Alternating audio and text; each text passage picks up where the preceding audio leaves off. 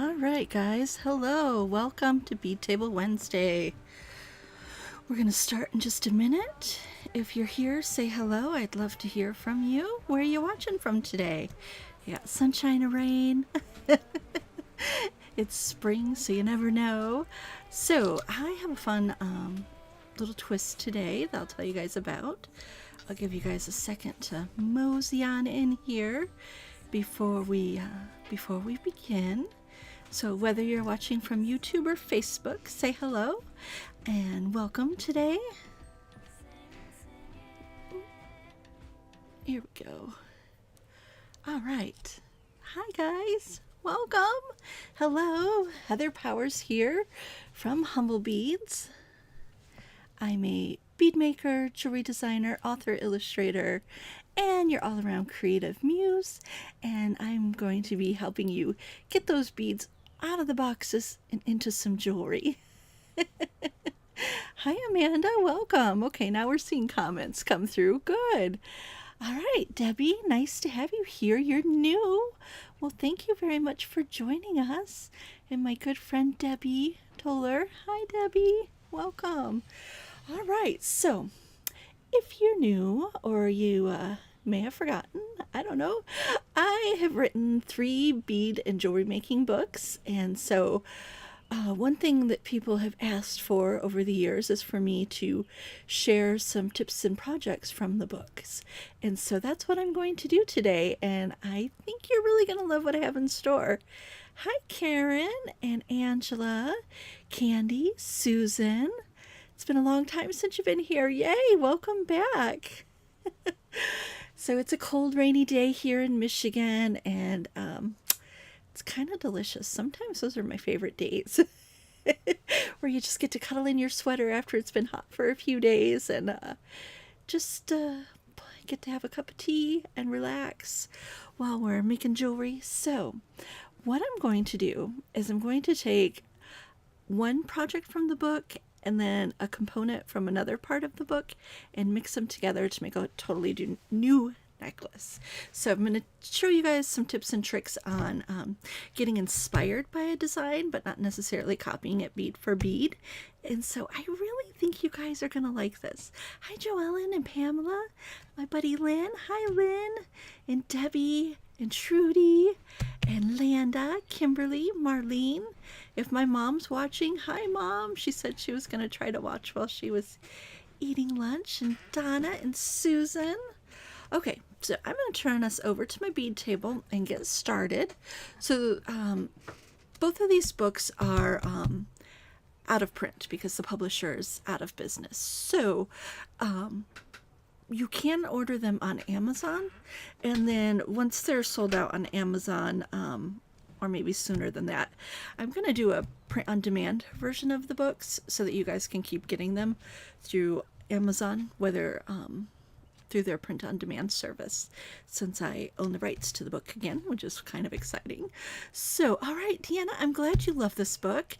This is definitely the book that really is the most accurate to how I create, like a reproduction of the way I work when I make jewelry, of how I make components and make little mini collections. And so that's what this little book is all about. And it mixes in together my love of metal, wire, and polymer clay, and beads. So all sorts of fun stuff.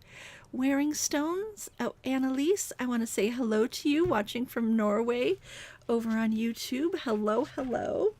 All right, so what I'm going to do, the royal we, I am going to use this necklace as my inspiration. So this is the necklace I'm going to recreate, but it's kind of a fall winter design, and so I'm gonna make a spring version of this. And what I'm going to do is I'm going to make the willow pendant from the front of the book. So this is one of the other projects, and I'm going to make the pendant from this project to go with the necklace from the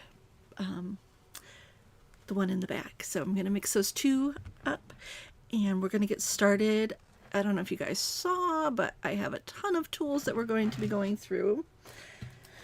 And I'm going to walk you guys through this like you're in a class with me. This is literally a class with me. That's what you guys are going to get. I have 26 gauge copper sheet here, or it's 0.016 inch thick wire. Copper sheet. You can get this at Ace Hardware, Menards, if you have Menards in your area, which is a hardware store, or you can get this at Hobby Lobby. You can order these on Amazon. So this is a piece I got from an Etsy seller that does these for like cuff bracelets, and so I'm going to use this because this is what I had laying around. And I'm going to need my ruler. All right, Kimberly. Well, this is a really good one to start with, for sure. Kimberly says she doesn't have any of my books, and I definitely recommend getting started with this one. So I want my pendant to be 2 inches long. So I'm going to take my Sharpie here, make a little mark, and I want it to be on the skinny side. So I'm going to do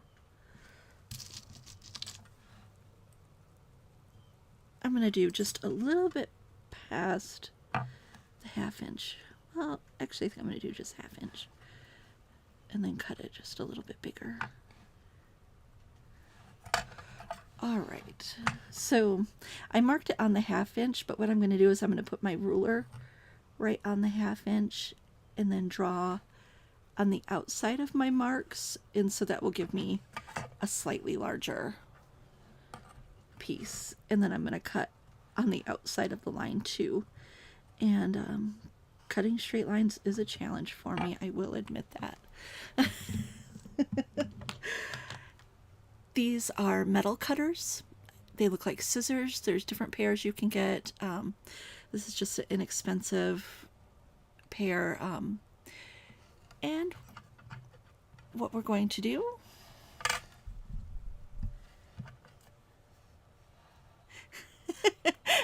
Patina, hi! Lynn's cat loves me.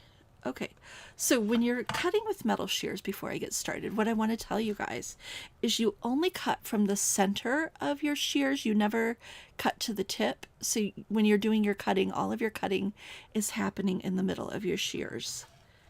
Keep that in mind. It's important. So as I'm cutting, I'm, moving along, making sure I'm staying in the center of the shears. And now, because I want this to be a little bit larger than that 1/2 inch mark, I'm cutting on the outside of my line, so it will be a little bit bigger. And there we go. Oh, this one has a film on the back of it I need to take off. Most of them don't. I don't know why this one does. Just that seller, for some reason, has film on the back, so I just took that off. So here's my piece. You're going to need a bench block. I'm telling you guys, I took a picture and showed of all the different tools. You should see all the tools here that we're using today. Okay, 1.5 millimeter hole punch. This is from Vintage. And I'm just going to punch a hole right here in the center, about, what is that, like 1/8 of an inch from the top. And I'm just eyeballing it. If you are a nervous Nelly, you can mark it with a pen and do it that way. I'm going to just hammer down. There's a little tiny pokey part. Yes, that's the official term, pokey part. That I want to get rid of. I'm not going to worry about this line. It's going to rub off a lot, and then when we do the darkening, it's going to disappear. So yes, guys, this is a class for sure. You guys get a free class today.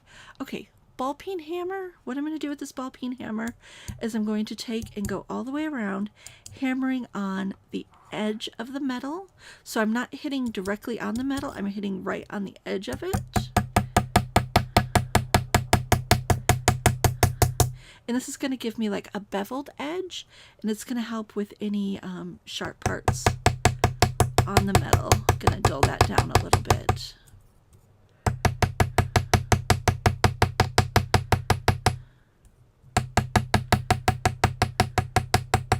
See how that's giving a nice little beveled edge to the design?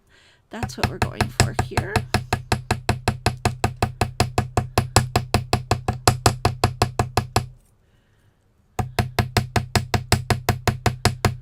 And I'm doing this all the way around the entire design. Okay, that's 2 tools in, 3 tools in. I have a flat, this is half curved, half flat, but any little flat file will work for this. I'm just going to take on the edge here, and I'm going to file going in one direction. So I'm not doing it in a sawing motion. I'm going one direction only. And I'm just curving these little ends so that they don't poke the wearer. Yes, the tools for today, I took a picture of them and put them on my Humble Beads VIP group. But in the beginning of the book, I go through all the tools that you need and all the basic techniques, so there's no mystery. So if you have the book, all of your questions are answered. And I'm just doing these little tiny strokes to file off any sharp marks.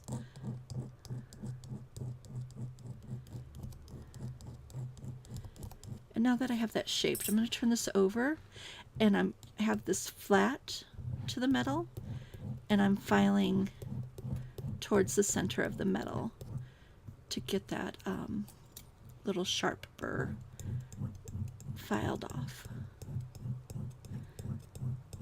And I'm picking up the file and pulling it across the metal each time. So remember not to do like a sawing back and forth motion. Kind of just like when you file your nails, how you go in one direction. Same theory. Yes, Erin, great tip. Erin's here, my very good friend and super design genius. Erin says sometimes you can just use your little snippers and snip the metal and get that curved edge too. All right, now my final step, just gonna take, this is 400 grit sandpaper, and I'm just gonna sand along the edge here on the front and the back, just to make sure I don't have any little burrs. You don't want to have any part of this metal catching on anything. All right, now I'm going to do the Willow design on here, and I'm going to use several different things to make the texture. And the first thing I'm going to use is this galvanized steel wire. In my book, I use annealed steel wire. I didn't realize that there's galvanized steel wire that works just as well, and you don't have to deal with the grease that's on the annealed steel wire. So this is just a really old junky thing from the hardware, but it's 20 gauge annealed steel wire. That's what this is. So I don't know, it's not like jewelry 20 gauge, because this is like an 18 gauge in jewelry wire, but it says 20 gauge on here. So if you're bringing your calipers to the hardware store, you're really looking for like an 18 gauge size wire, but for some reason it says 20 gauge on here. Again, hardware and jewelry wire obviously not playing the same game. You definitely need Xyron heavy duty track cutter, flush cutters for this project. If you use any other type of cutters, unless they're memory wire cutters or these Xyron heavy duty track cutters, the steel wire will actually tear up your cutters if you don't use those two. It's very, very hard wire. And that's why I'm picking this hard wire, because I want it to be able to leave an impression on this soft copper. So I'm going to use a hard wire on the soft copper to make a line. And in my book, I call this metal sketching. And I just made that up. There's no official metal sketching out there. I just came up with it. All right, I'm going to use just some washi tape here to hold my piece of wire down. I'm going to do a few branches of these willow pieces, and so this is going to be my first branch. And this is a little bit different from the book because, like I said, in the book I used the annealed steel wire, but you can just use galvanized steel wire, and then you don't have the gunk on there from the oil. And then I'm going to use my dead blow hammer. So this is like a 2-pound dead blow hammer. I'm going to move it slightly off to the side here so I don't hit my camera. And it's going to be loud, just heads up. Okay, so I'm going to do one hammer. Well, I'm going to hammer going along this wire. Here we go.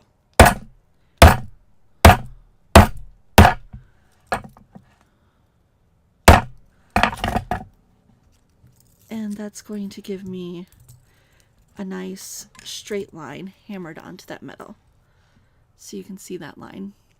And I'm okay that it got a little light there, because I'll probably just put one of my little flowers there when I stamp on my metal, so that will be fine.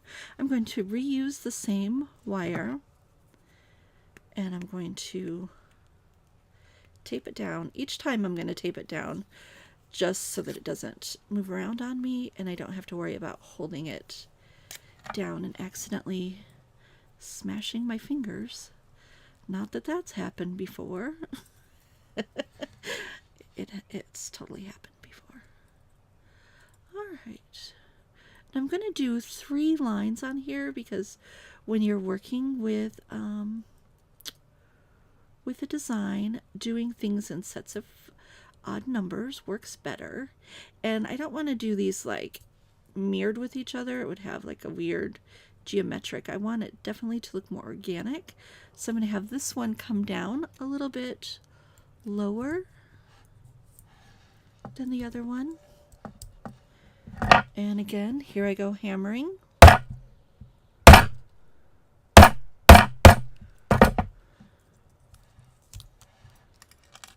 Nice line. And I think I'll do one over here on this other side. I'm going to use the same piece of wire, and this is going to be over here. Just a little tiny little branch. All right. Now, my secret tool that I use to get the impressions on here is a Phillips head screwdriver. And remember, the Phillips head is the one that has like a star point at the end of it. And I'm going to turn this piece upside down. Oops. I'm going to place the Phillips head screwdriver wherever I want a little dot to be. And I'm going to hammer the top of the Phillips head screwdriver onto the metal with the dead blow hammer. You're not going to be able to see what I'm doing on the top, but just know that I'm doing this. But it's vertical to my metal piece. So I have my piece here, and I'm going to give it a little hammer, and I'm going to repeat this spaced out all the way down on each of the 3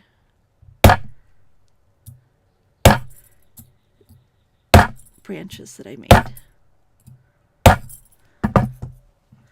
Okay, and so now you can see there's little tiny raised dots from the Phillips head screwdriver. And I'm going to turn it this way, and I'm going to do a few dots on the top, and you'll see these dots are going to give the little flower impression from the Phillips head screwdriver. So the little diamond.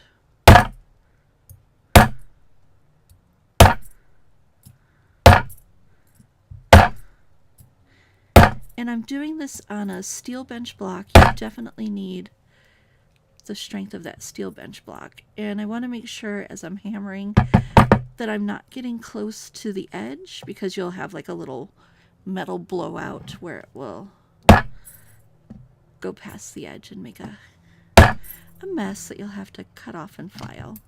Alright, I'm liking that bit of the design. And now the third hammer.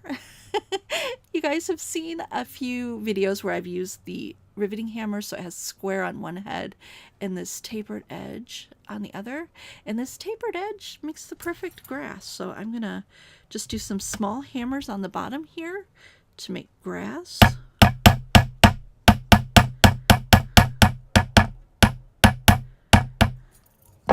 So there I have a little bit of grass on the ground.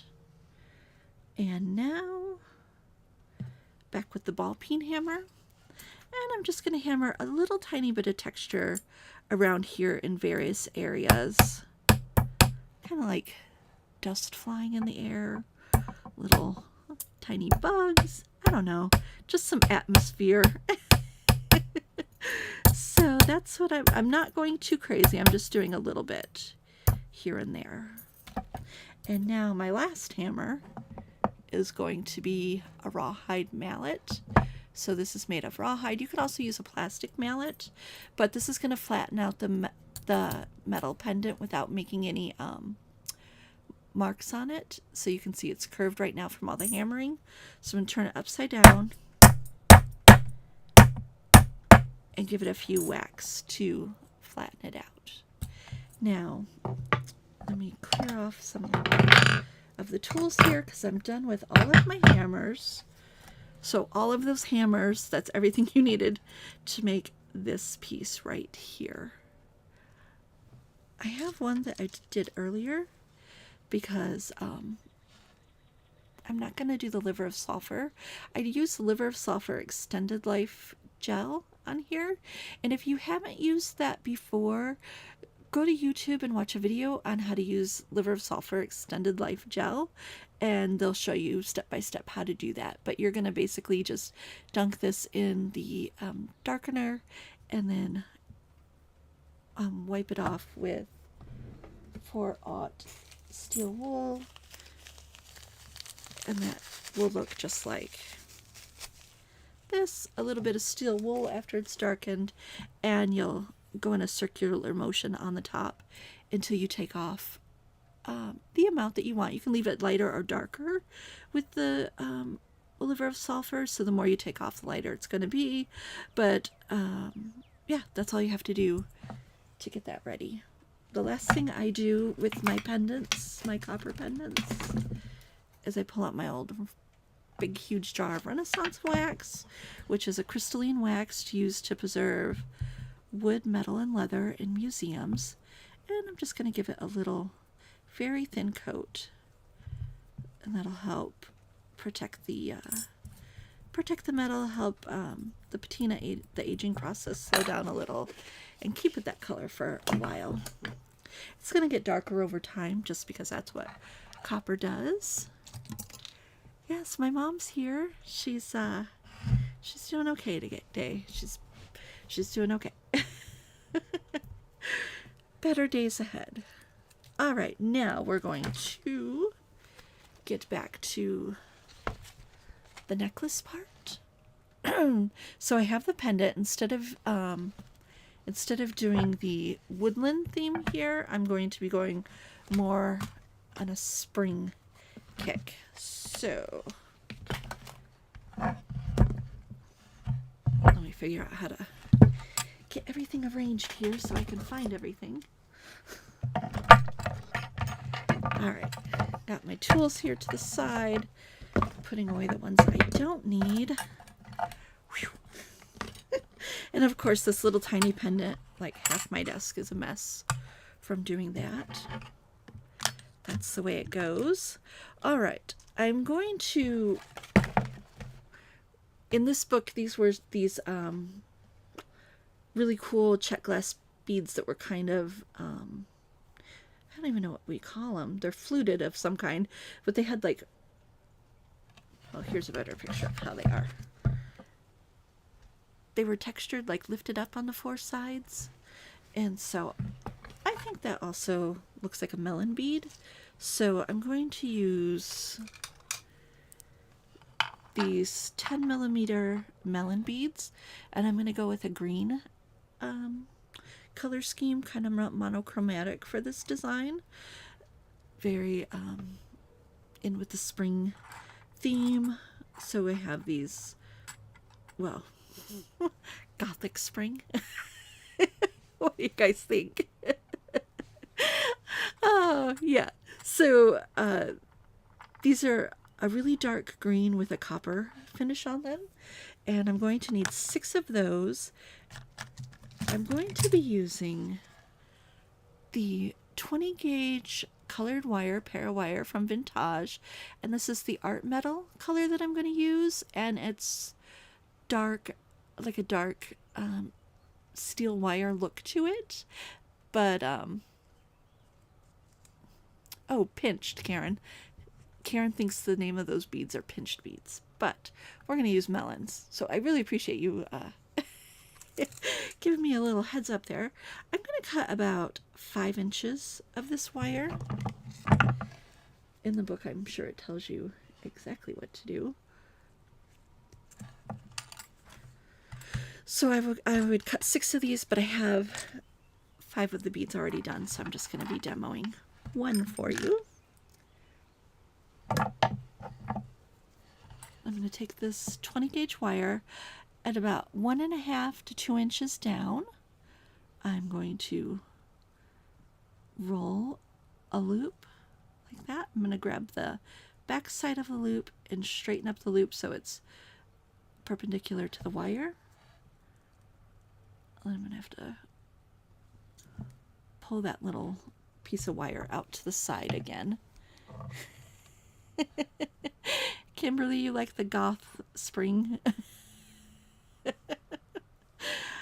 I suppose there'll always be a little bit of goth girl in me. It's probably why I love autumn so much. Okay, I did 2 wraps tightly, and then I'm doing 2 wraps on top to create that messy wrap look that I am so known for and love so dearly. And I just trimmed off the excess here with the flesh cutters, and I'm going to pinch that wire in. And then I like to take this little wrap and just pinch it so that it's all condensed going this way. I'm going to throw on my 10 millimeter melon bead, and I have these 10 millimeter melon beads in a whole rainbow of colors in the shop. So if you guys need some melons, you know where to find them. Okay, I'm going to straighten this out. I'm going to hold on to the loop with my chain nose pliers and wrap around tightly 2 times, and then I'm going to do 2 times loosely on top of the first wraps. So the first 2 wraps go down towards the bead, and then the second 2 wraps are going up towards the loop. And you do want to make sure that your ends end on both the same side, because when you cut these, there's that little bit of copper wire, and you don't really want that showing on the front of your design. So you're going to need 3 of these done. Dun, dun, dun. And then, because I can't do anything normal, like I could have just used a 4th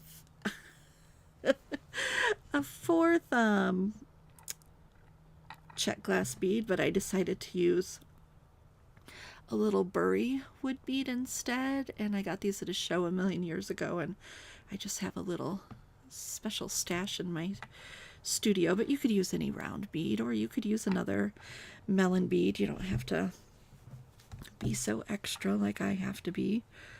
And then the last little bead that I'm going to need is a 6mm round drook, and I picked one that has a little bit of a greenish teal color to it, because that's what I'm going to be doing on the bottom. Now on here I had these little check glass daggers, but I want to do something different, so I grabbed pip beads. Pips! Alright, so I'm going to grab a few pips, and you're going to need thin jump rings.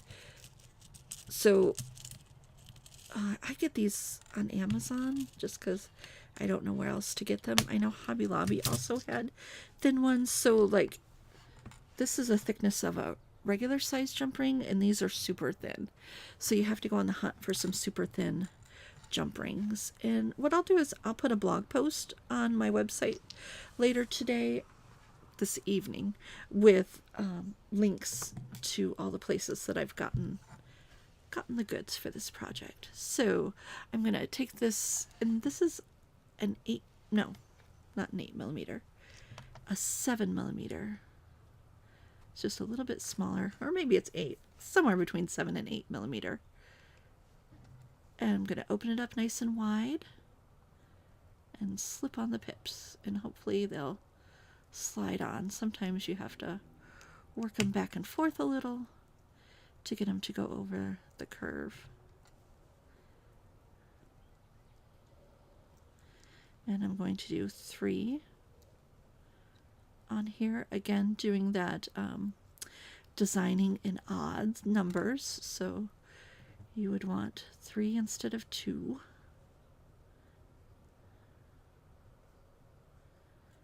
And not every one of the pips fits on, just based on their handmade nature. So you just go to the next one. Or maybe the next one.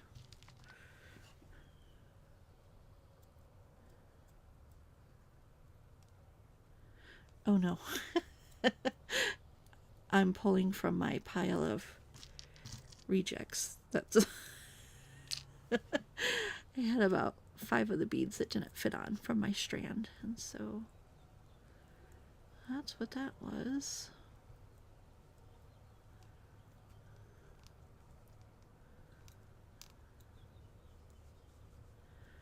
And you just wiggle it back and forth till it gets over that curve, and then close it up.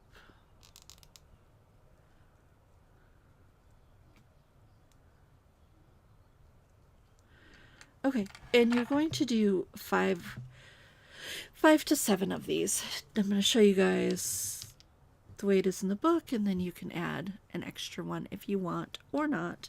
So you're going to put together at least 5 of these. One's going to go in the middle, and then you'll have either 4 or 6 on the necklace part.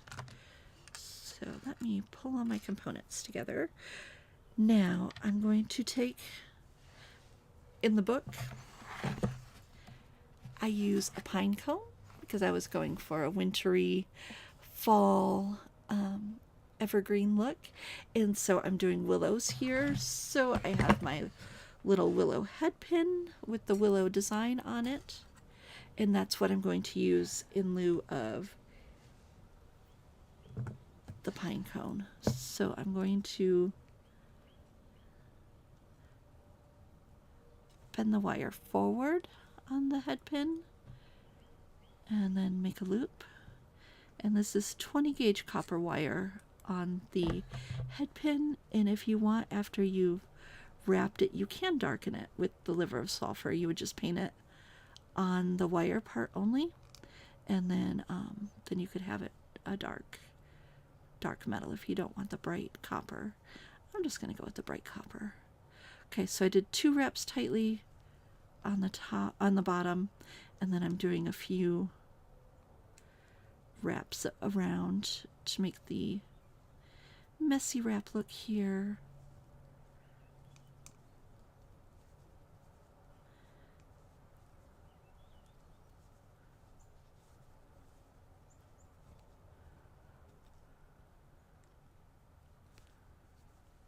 Alright, I'm going to use just the whole piece of wire and do a big messy wrap, just like that.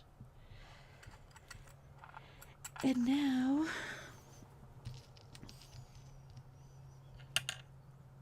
ooh, I gotta grab something. Sorry. Hi Linda, glad you're here. I'm going to be using these 15mm brass jump rings, and I'm going to pull out my bench block again. And you can use these jump rings as is, but again, I can't do things normal, so I'm going to hammer this with the flat ball peen hammer with the larger side. I'm going to hold on to this and hammer carefully on the other side, and I'm just always hold your hammer at the very back and swing. And I'm just going to hammer gently because I don't want to bend this out of shape. So I want to hammer evenly all the way around.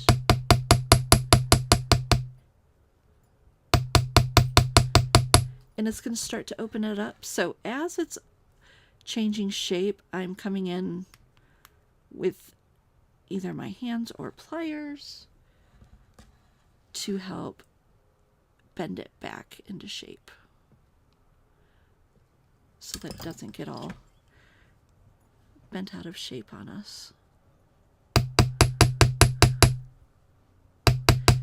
And again, you could use a textured twisted wire if you wanted, or just use these plain.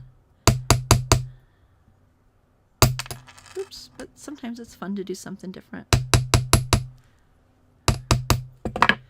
Every time I harden this, hammer it, it gets a little bit harder, the wire does, and so that's why you want to stop and bend it back a little bit each time. So if you waited till the end and tried to shape it, it would be much more difficult. All right, I'm going to turn it over.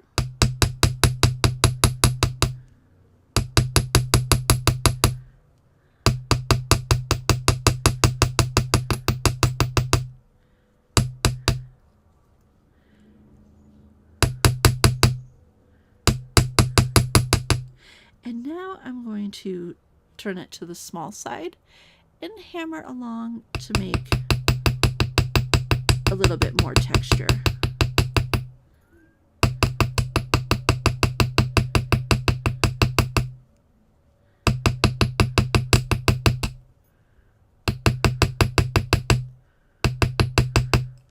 Okay, now that's opened up, so I'm going to take my pliers and close it back up. Okay, and I'm going to pinch this to get down just a little bit. So I'm taking the pliers and just pinching the one side that was sticking up down just a little bit so they're more closer together. Okay, so that's what I'm going to do. 2 of these, one for the toggle and one for the front of the design. So I have 2 of these ready to go, and now I'm going to put things together. I'm going to pull out my book to show you what I'm doing, you guys. These pliers right here, is this the one you're asking about, Christine? These are Lindstrom, and then the teal and black ones, these are the vintage. So love my Lindstroms. They're very ergonomical. They're very easy on the hands. Okay, so to put the front of the necklace together, I'm going to need a little bit of wire, a 20 gauge again. And I'm going to use this wire to attach my pendant. So making a little bail here basically. And I'm going to start with a loop on the bottom. And I'm going to go with kind of a big loop because I don't want things to be tight on this bottom loop. I want them to have some movement. I start with the loop. I keep losing my pliers with this book on the table. And now I'm going to open this up and I'm going to slip on the pendant. And then here on the front, I'm going to slip on my little pips, just like that. And now I'm going to grab this and do 2 wraps around. And because I'm going to be doing more wraps with the top loop, I'm just going to cut this off here. And I'm not going to do a messy wrap on the bottom part.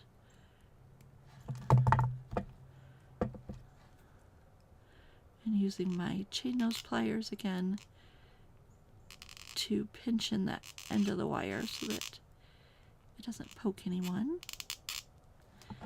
And this is the 20 gauge para wire from Vintage again. And now I'm going to be doing a loop on the top, going from the front to the back. Just like that. I'm going to open up my loop here and throw on my jump ring. Well, I guess it doesn't matter because I have to open up the jump ring to put on the head pin too. And now I'm going to be wrapping all the way down on those first 2 wraps that I did from the bottom part. So I've gone up and down, making the messy wrap on top of my first 2 wraps on the bottom. I'm going to trim this off and pinch this closed. And now I will need to open up my jump ring and slip on my head pin. Make sure that's closed nice and tight again. So that's going to be the bottom of my pendant.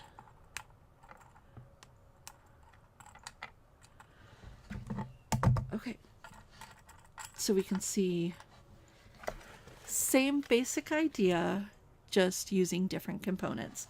So willow, and then the little pips, and then in here it's pine cone, and the little daggers.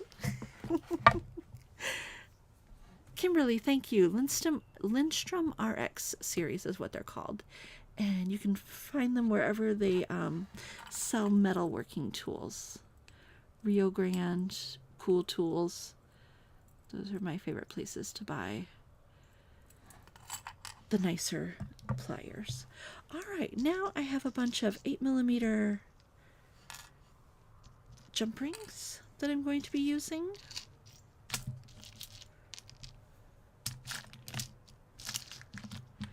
To put this necklace together. And I'm going to start with 1 8mm jump ring. I need to grab my other pair of pliers. You need 2 pairs of chain nose pliers to open and close these heavy duty jump rings.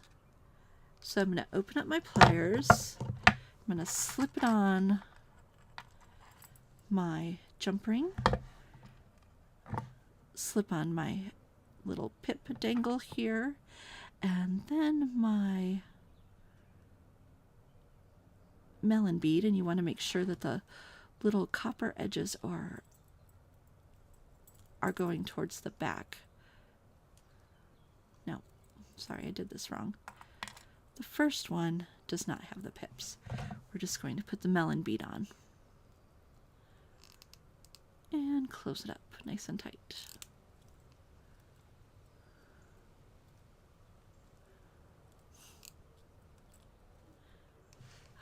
now the second one, we're going to put the the pips in between the two melons.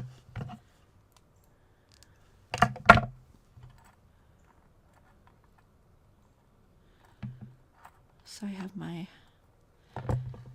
melon, the pips, and the melon.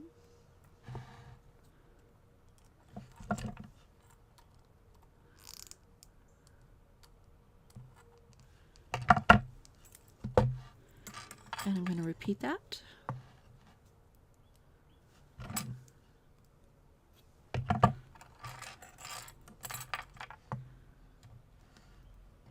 So I'm going to go on the melon, slip on my pips, and then the other melon.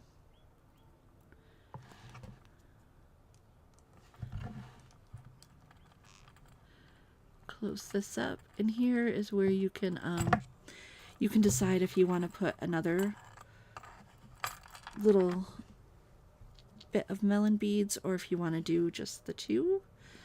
I'm going to go with the third one.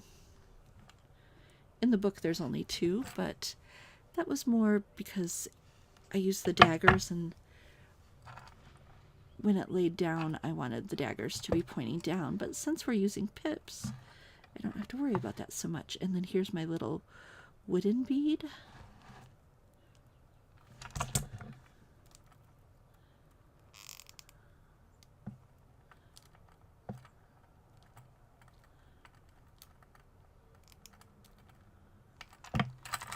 And now I'm going to grab one more of those jump rings, which means I have to find them because for some reason I didn't grab the right amount.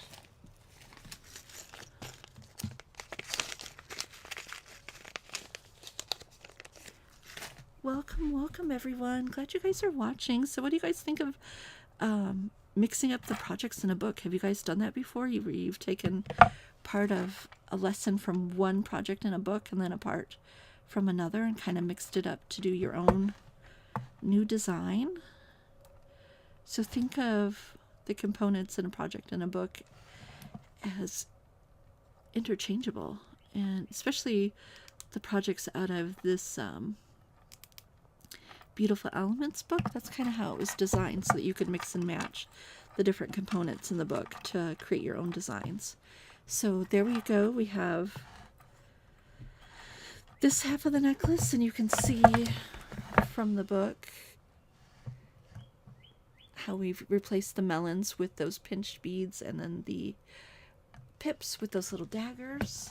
And now I did a double chain in the book, but I'm going to be using a heavier duty chain. So this is a vintage brass chain, oval, and I cut 6 inches because I wanted just a little bit longer of a necklace. And I'm going to be using these little rope jump rings, and these are 6mm copper ones, and I'm going to be using these to attach the chain.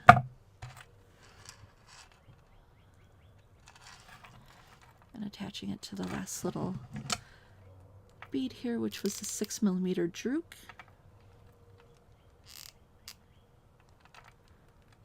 Close that up nice and tight.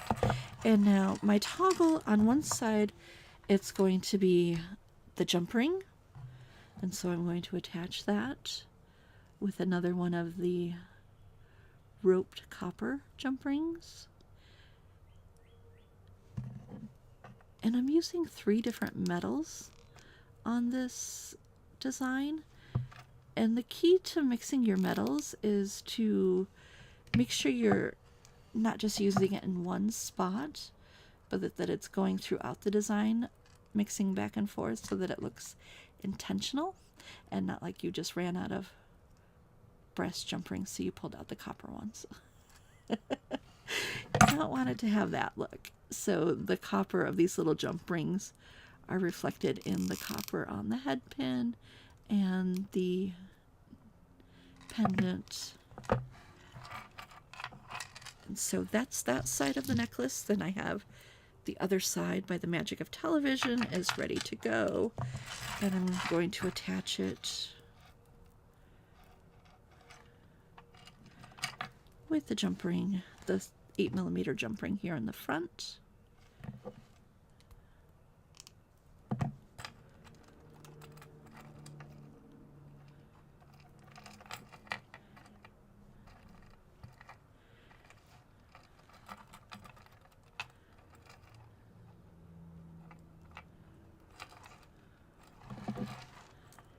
And then on this other side, I'm going to be using a toggle bar. And the toggle bars, we actually carry them on our website now.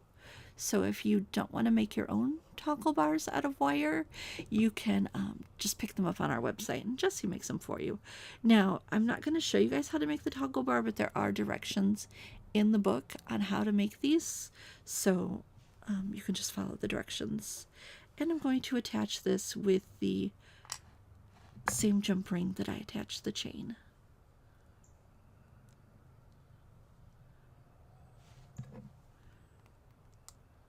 So I'm going to open that up nice and wide, add on my chain,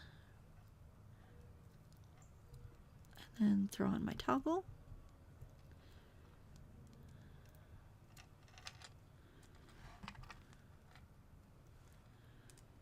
And close it up.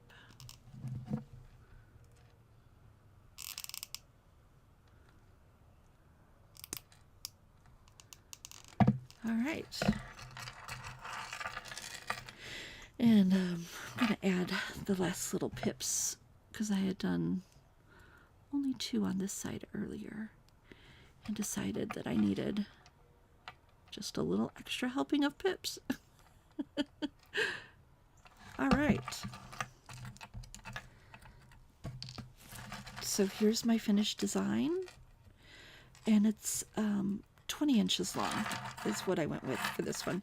The one in the book is 18 inches long, and so this one's just a little bit longer because I like to wear things a little bit longer. All right, there we go.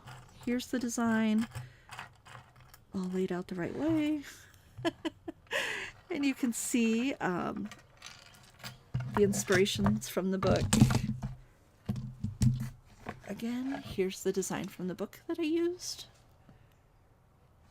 And then there's the finished design. So replaced a few beads, updated it for the spring season instead of fall with the willows and this light fresher green mixed in with the darker green. All right, yes. So Lynn is like, oh, I have all of your books, so now I can go back and revisit the ideas, mixing and matching. Yes, definitely.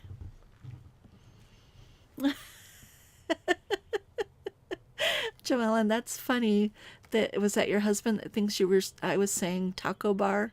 I would rather have a taco bar than a toggle bar at the moment. It is lunchtime. So I'm all for that. That sounds wonderful. And yeah, so this is a really fun, easy way to make a clasp too, just a jump ring and a toggle. And works really nicely if you have chain, because then the toggle goes easily in and out of there. And so yeah, that's redoing a project from a book, taking inspiration from the book and making something totally brand new. Your grandson. Well, hello, sir. Glad you could join us. Joellen's grandson. And I think you should get tacos for dinner. Definitely. All right, guys. So that's it. What do you guys think? Super fun, super maybe a different way of working with book projects. Maybe you hadn't thought about taking a component from one part of the book and mixing it with another and coming up with a design on your own.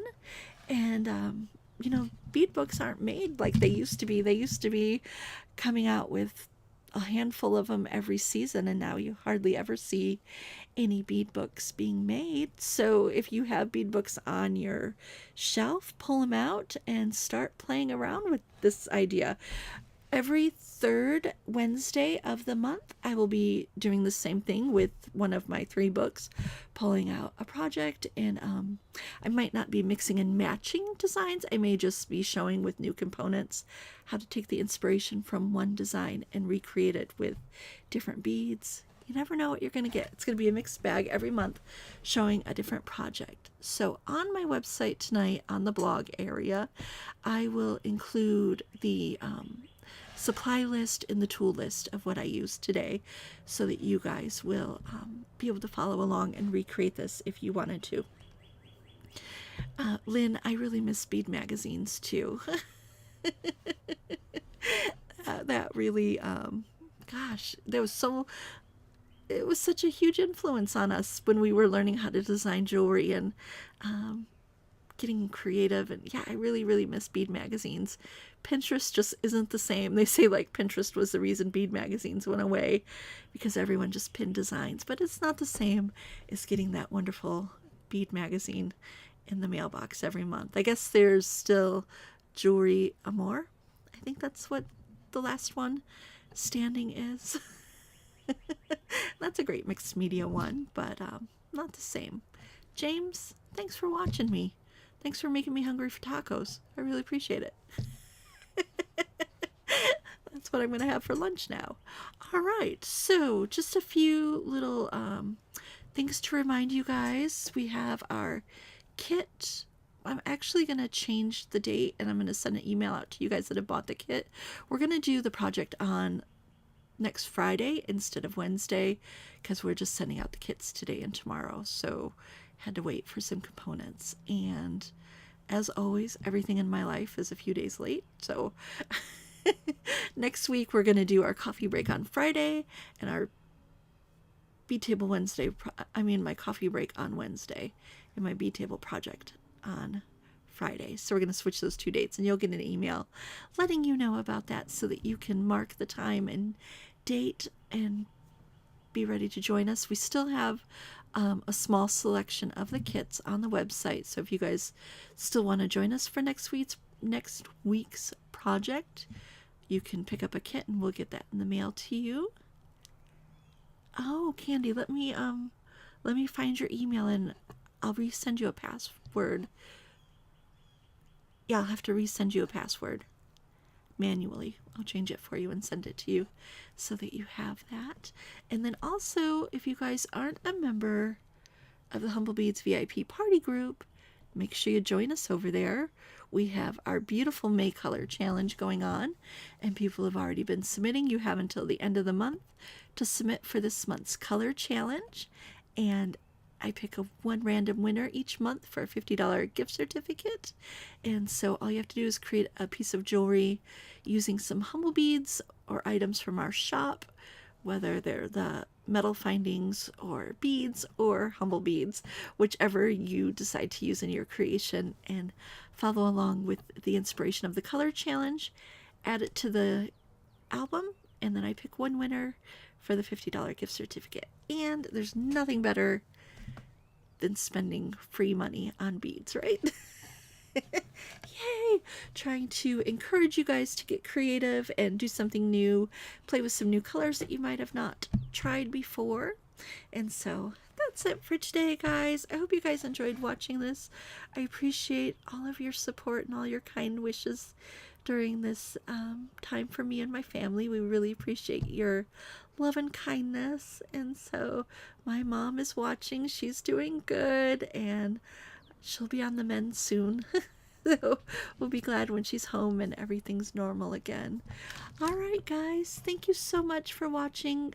Join me Friday, 3 p.m. We're going to have our coffee break. We are going to share some new beads, some new things I've been working on for you guys.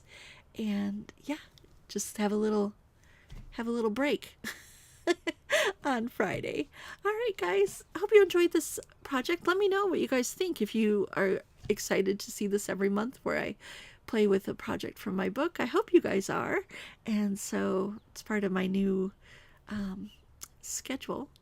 Yeah, so that the first week of the month will always be about the color challenge, and the second week will be the vintage unboxing. third week is book project, and then fourth week will always be our kit of the month. So that's nice. Erin, I'm so glad I got to visit you with you while you worked.